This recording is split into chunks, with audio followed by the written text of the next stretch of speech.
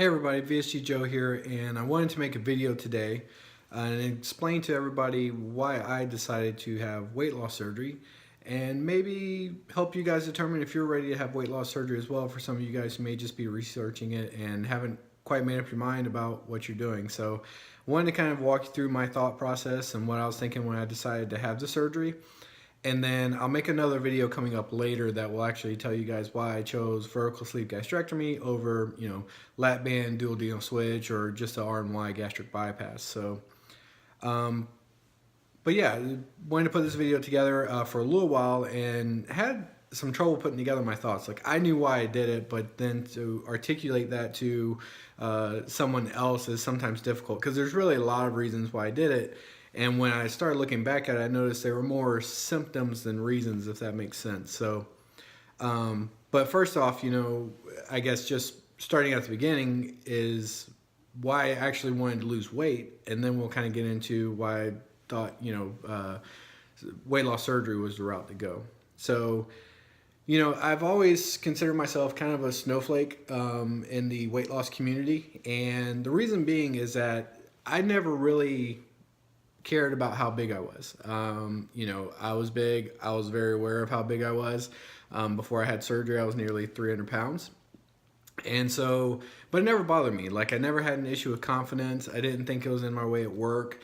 I didn't feel bad about my body. I was aware that, I didn't look like The Rock when I was naked, but at the same time, it didn't bother me. And then, it was just one of those things to where it wasn't a confidence thing. It wasn't a self issue or anything like that. And I know a lot of people in the weight loss and weight loss surgery communities, I was, so fat and I hated myself. Or, the flip side of that was I had so many medical issues that I needed to lose weight. And I really wasn't there either, as far as my weight loss or my weight and, comorbidities or anything like that. I had high cholesterol. But even that wasn't to the point where it was, obviously high cholesterol is not great, but at the same time, it wasn't anywhere to where it was life-threatening at this point, So, I never really considered, the weight or anything like that to be much of an issue. But what I started realizing, later on was how much my weight was starting to affect other people. So my weight was starting to affect other people. I have always really been a live and let live type of person. If you want to be Christian, go be Christian. If you want to be fat, go be fat. If you wanted to be, smoke weed or something, go smoke weed. If you're not hurting anybody, then why do I have really a need to be, in your life or telling you can't do something, and vice versa? If you're doing something that's affecting my life, what gives you that right? And what I started noticing is, my weight's impact on, those around me. And what that kind of manifested as, probably the biggest thing that I saw was, my wife and her not being able to sleep at night because my weight had gotten so bad, it was causing me to snore so loud that she couldn't go to sleep. And then of course she's tired the next day and she's not getting her sleep in, and that's affecting, her own weight loss goals, her own sleep goals, and just her own health, primarily.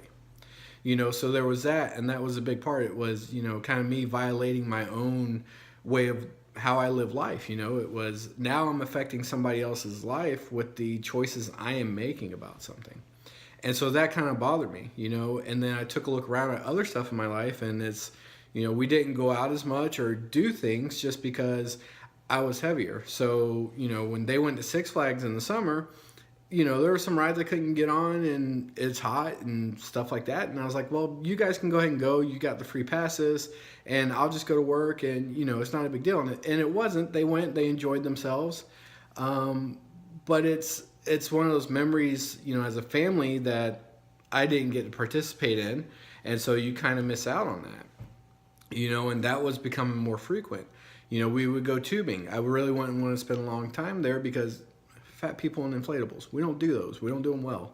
It always seems to cause us issues or go bad, or you end up on YouTube or some other spot viral because you flipped out of it or something like that. So, I started realizing that that was having an impact. And while it wasn't a great impact for, a lot of things, it was something to where I felt like I was getting in the way of other people's fun and really what gave me the right to do that, you know? So, there were those effects on there. And so, with that, the other thing I noticed was just the trend. So in high school, I was about 230 pounds, between 225, 230. By the time I got married a few years after high school, I was up to almost 240. Add another 6 or 7 years onto that, I was 250, and so on and so forth. Just each year, I was gaining and gaining and gaining. And while I wasn't really having any complications from that, I could see where it was going, right? By the time I would have hit 40, I would have been, probably 325 or so. I wasn't doing anything about my high cholesterol, so that would have gotten worse. And now you're talking additional problems. Obviously, if you're snoring that loud, at some point, sleep apnea is around the corner. And you just start seeing a picture, or at least I did. I started seeing a picture of myself, that 45, 50-year-old guy. I can't walk on my own. I'm riding a cart around inside of Walmart. I'm on all these medications and stuff. And it was a picture for me that I didn't want. And so, with those two things, I kind of thought, okay, well, I've got to lose some weight. And so at the end of 2017, I'm scarfing down all the goodies from Christmas and I'm actually bulking up to do a weight loss challenge with a relative. As crazy as that sounds, right? It's like, well, we're doing a weight loss challenge. Maybe put on a pound, then it'll whoosh out and, all that good stuff.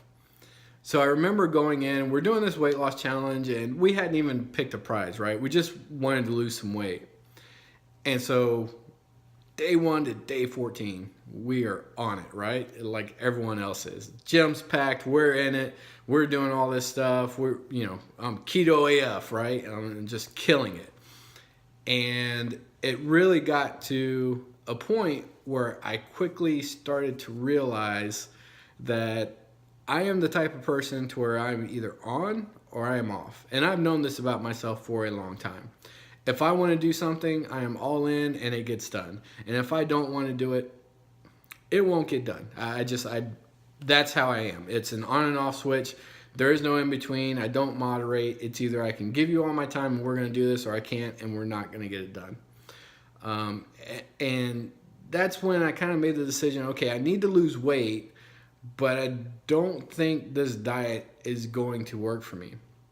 And I really, it wasn't that it was keto. I've done MetaFast before. I've done just diet and exercise. I have done shakes for a day because I hate shakes.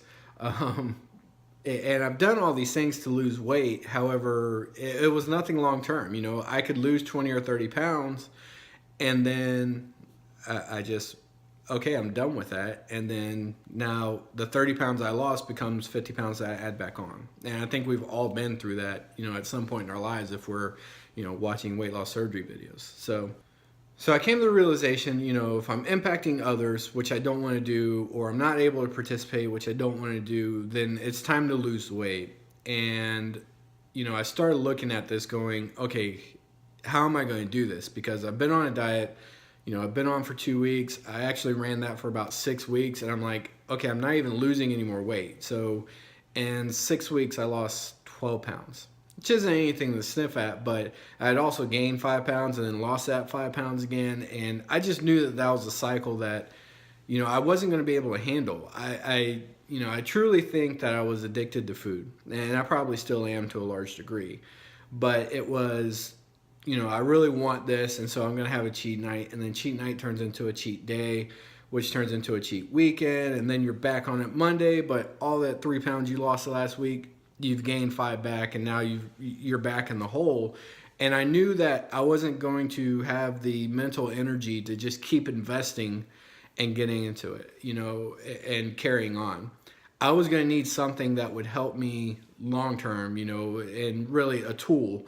And I know you hear it a lot inside the weight loss surgery community, but I needed a tool to keep me honest about my diet and to make it to where it was, I had that built-in restriction. So if I did eat something that I wasn't supposed to have or that wasn't good for me, I could not, down everything. I think I mentioned in one of my other videos, but like it wasn't uncommon for me in a day to eat, half a pizza, a whole Publix sandwich, 10 or 20 wings, something like that. Like I could eat way more than any human should be able to eat. And just a bottomless pit. Like I would eat and eat and eat and eat, never feel full until I got to the point where, I've eaten pounds and pounds of food and, I'm going to explode if I eat anymore. So, I kind of made the decision I was going to need something to keep me from doing that, to keep me from reverting back to my old ways until I could get myself under control. And, that's something that I needed in my life to, if I was going to, lose weight, get healthier, and really set myself up for, going into my 40s and 50s and 60s and so on. So at that point, I started kind of looking into weight loss surgery. One of the biggest inspirations for me was my wife. So for those of you who don't know, she had gastric bypass back probably 4 years ago or so. She's lost a ton of weight. She's kept it off. She's, very successful in her weight loss surgery. She's, had plastics. She's been very stable within, a few pounds on her weight for a long time. And so I got to actually sit shotgun and watch that with her. I watched her through the meals and struggling to eat, and then getting to a point where she can eat, and now getting to a point where not only can she eat, I won't say a regular size meal because you don't really get that back, I guess, from what Americans would consider a regular size meal. But being able to just sit down and eat, have a little sandwich or something like that, or, eat some grapes or fruit or whatever the case is. And now she has to manage that because her body's adjusted to, this is my calories. So if I go crazy and eat, I'm going to gain weight. But also if I eat what I'm supposed to, I'll either maintain, or if I eat a little less, then I'll lose, if I work out, stuff like that. So being able to see that whole journey really unfold in front of me and watch her go through that progression of losing a bunch of weight, maintaining it, and, the struggles there within that I'm finding now. So that's probably my biggest inspiration for weight loss surgery there, is being able to watch her journey and saying, okay, this is what I'm going to have to expect. This is what I'm going to have to do, and kind of move through there. So, I started watching videos and I really began to think that, okay, I'm going to have weight loss surgery because this is something for me that I think will hold me accountable and make it to where I can't revert back to things that I used to do. This is a tool that I can use to really help me get under control and get healthy and make sure that I'm around later on in life. I've said this quote a few times, and like I said, I don't remember what channel it was, so if you're watching and it was you, please make yourself known so I can credit you. But, you don't see 300 or 400 pound 80-year-olds, and that's really what I was what really made it click that, okay, weight loss surgery is going to be the way for me to go. So for any of you guys struggling with the decision, the question kind of becomes is are you ready for this? I don't think you'll ever fully be ready for it until you're in the journey. I thought that I was ready for it, and to be honest with you, in a lot of degrees I was. Like, I knew what was coming. Like I said, I could watch my wife's journey and kind of see, what's there. But there's also just, it does mess with your mind. There is a certain degree of, I used to eat this big sandwich, and now if I take 2 bites of it, that bread blows up, and I feel like I don't need to eat for like 16 weeks. Just last night even, my wife made beef stew for dinner. And normally I would get a giant bowl, put it in there, have some bread dip in there, maybe some biscuits, croissants, something like that. Eat all of that, and then go looking for some snacks, right? And last night I had a bowl that was, maybe that big, like a half cup bowl or something like that. And I'm eating it, and halfway through it, I'm like, crap, I'm full. I don't need any more of this. I don't want any more of this because it's going to make me uncomfortable. And I told my wife, I was like, it's so weird to me that after all I used to eat after this surgery, and even being 5 months out or a little over 5 months out now, and being able to eat a little bit more than I could when I first started, it still messes with me that that's all I can eat. And there's a lot of that you're going to have to get used to. inside of this journey. But, you know, it's preparing for that. And, you know, you'll have your own reasons. Maybe you don't like the way you look and you want to do something about it. And that's fine, but know that as you go through, there's always going to be something about yourself you don't like, you know? For me, it's saying and you know every time I make a video. But there will be something, you fix your stomach and then you're not going to like your chest. Or you fix your chest and then you're not going to like your legs. Or you fix your legs and then you don't like your butt. And, you know, aesthetically, there's always going to be something that you wish was a little better. So it's, okay, how can I make it a little bit better afterwards? But, you know, that's not a deterrent for you not to have the surgery, but it is something that you'll need to consider. You know, I was watching Grace Gets Gastric, and she was talking about how she, you know, had her psychological evaluations during her process. And I'll try to put a link to that video somewhere. But she was talking about that, and I just thought about, you know, my own part of the process where, you know, it's required pretty much universally to have some kind of psychological eval, where I did an IQ test and they talked about me giving up soda, and that was the worst of it. And I remember meeting with that counselor for 20 minutes and walking out thinking, what a joke that whole process was. So do you have something in your life that you can talk to, or someone in your life that you can talk to, or, you know, maybe pick up counseling if you're into that, and just something to kind of deal with. Like, know that you're going to have to deal with some mental issues, you know, from either childhood or even just, okay, I really like food and I have an addiction. What do I do to kind of work with that? But just know that you're going to need that. For me, you know, my wife is a great sounding board. And to be honest with you, making these videos is a great sounding board for me. You know, it gives me a chance to be accountable back to the weight loss surgery community, and accountable to all the subscribers. And also it just gives me a chance to kind of think about what I'm going to put on film and how I'm feeling, and be able to process that and put it out in a video. That's not for everyone. Some people like counseling. Some people like journaling. Have yourself some kind of mechanism to kind of deal with the feelings that are come up, because they are going to come up.